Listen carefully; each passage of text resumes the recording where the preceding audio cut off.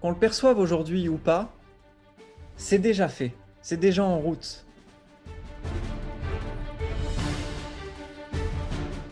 Et donc qu'on veuille aujourd'hui l'entendre ou non, on le verra de toute façon dans 10 ans, dans 20 ans. Parce qu'il peut y avoir une variable. Et donc ça peut être entre 10, 20 ans, peut-être 25 ans. Enfin, en tout cas, il y a des éléments qu'on va voir plus vite et d'autres qu'on va voir un peu plus lentement, mais on va les voir. Et en même temps, aujourd'hui, on a l'opportunité de pouvoir le ressentir, le comprendre, le conscientiser et commencer à se mettre en route pour que notre entreprise s'inscrive dans ces dynamiques-là.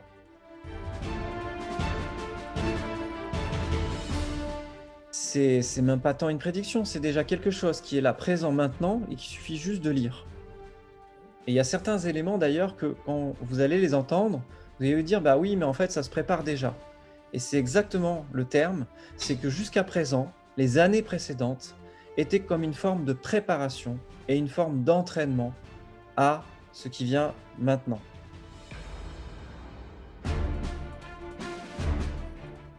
Comment s'inscrire nous-mêmes à nos tailles d'entreprise dans cette révolution énergétique? C'est vraiment de se connecter aussi à son intuition, de ressentir comment soi-même, on a notre place dans cela. Parce qu'on n'est pas tous des grands groupes industriels avec des capacités de département recherche et développement à des milliards d'euros. On n'a pas tous ça comme possibilité, mais on a quand même notre part, comment on peut l'identifier dans cette révolution énergétique. Du coup, de mon côté, par exemple, ce que je ressentais, c'est aussi cette dimension d'intégrer comme une forme de présence supplémentaire et donner dans ce corps qui est l'entreprise un peu plus d'âme, un peu plus de cœur et que ça se ressent dans l'expérience du client. Déjà, ne serait-ce que ça. Et en même temps, dans l'entreprise qui est la structure juridique, aujourd'hui, il y a la possibilité de transférer l'âme, qui peut être l'âme de la personne, d'abord physique, avant de basculer, d'amener sur cette personne morale, qui peut être l'âme ne serait-ce que du produit ou du service,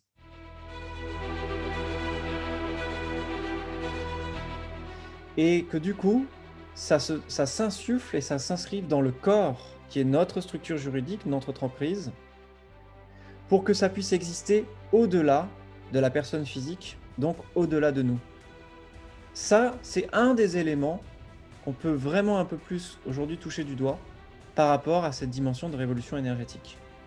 21h21, c'est le moment pour moi de vous annoncer, en ma qualité d'ambassadeur de Financial Intuitive et Liberty, donc qui est un projet en co-création avec des porteurs, dont Damien Petre, avec des copilotes et avec un ambassadeur référent, dont moi, qui portons ce message de cette bascule, pour reprendre le terme de Maria, qui est vraiment ce terme-là, de cette bascule de l'ancien paradigme 440, comme vous l'avez déjà connu, comme peut-être certains, avec leur sensibilité, ont senti que c'était pas viable à long terme, et de basculer vers le nouveau mode du CAC 40, nouveau monde, ère du Verseau, 2.0, appelez ça comme vous voulez, dans votre sensibilité respective.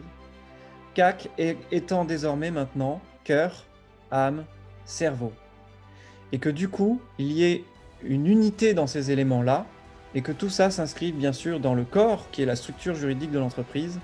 Et ça a été annoncé pour la première fois au Business Cabaret en 2020, la dernière année qui représentait vraiment cette ancienne ère d'une certaine manière, et en même temps l'année particulière qui justement, on ne peut pas le nier aujourd'hui avec ce qui s'est passé sur cette année-là, bah, qui nous montre clairement cette bascule qui s'opère et qui s'est même accélérée finalement. 2020 a été une année d'accélération à ça. Donc voilà un des éléments, c'était l'annonce vraiment précieuse que j'avais pour vous à 21h21, que j'ai donc annoncé depuis 21h21. C'est en même temps cette joie de pouvoir vous annoncer que ensemble, au travers de fils notamment, Financial Intuitive et Liberty, et aussi de l'agence du rêve ingénieux, eh bien nous pouvons emprunter ce virage vers le fonctionnement des entreprises en CAC 40. Et ça veut dire quoi? Ça veut dire que à une certaine époque, on ne pouvait pas concevoir de valoriser l'énergie.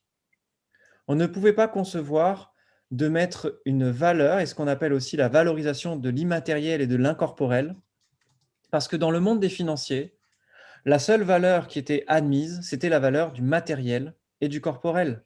Quand on fait un emprunt à la banque, concrètement, c'est par rapport à du matériel qu'on compte acheter, c'est par rapport à de l'immobilier, du mobilier, essentiellement ça. Désormais, une bascule s'opère et va se voir de plus en plus, et dans les 10 prochaines années, et il y a eu un travail qui a déjà duré depuis 10, 20, 30 ans pour certains acteurs, pour pouvoir rendre ça possible aujourd'hui. Et ça va nous emmener vraiment dans de beaux endroits à venir. Donc du coup, l'idée c'est que par rapport à ça, vous puissiez ressentir qu'est-ce que ça vous évoque chez vous et comment vous pouvez amener aussi cette dimension de la valeur de l'immatériel et de l'incorporel. Voilà, pour l'instant, laissez-vous porter par l'intuition. On en reviendra peut-être sur le sujet à d'autres moments. Mais du coup, c'est que en même temps, cette valorisation qui peut se faire sous la forme de marque ou sous d'autres formes, on pourra en reparler, eh bien, dans tous les cas, il y a aussi jusqu'où on peut aller, jusqu'où on peut valoriser l'énergie. Parce qu'au-delà de ce qu'on peut, de cette limite qu'on peut franchir, ensuite, ça peut être contraire à tout ce travail qui aura été mis en place depuis 30 ans. C'est comme si, par exemple, certains essayent de breveter le génome humain et d'autres essayent de breveter les graines de la nature qui font des fruits et des légumes. Donc, il y a vraiment, c'est pas juste de ne pas valoriser certains éléments immatériels et incorporels, et en même temps, c'est pas juste d'aller à certains endroits, sur certains terrains de jeu qui, là, nous dépassent.